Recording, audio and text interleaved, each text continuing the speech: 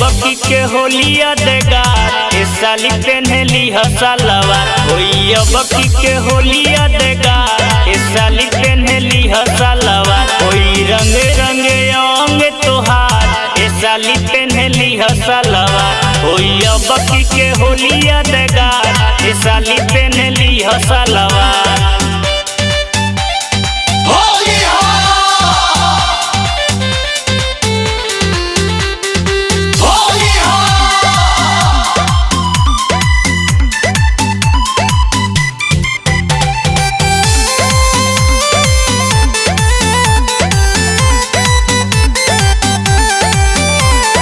जगह तू जगह डालाई अब की रंगावा खाली नहीं बाची साली कवनो या लगावा जगह तू जगह डालाई अब की रंगावा खाली नहीं बाची साली कवनो या लगावा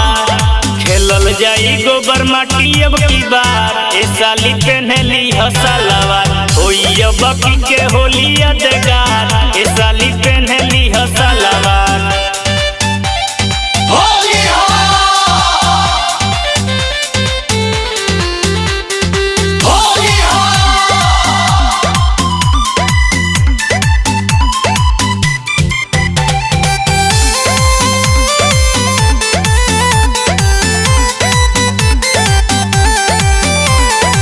राजू मधुपुरी रोहित है अब की होली में बबुआ चंदन रंग डली है तोहरा चोली में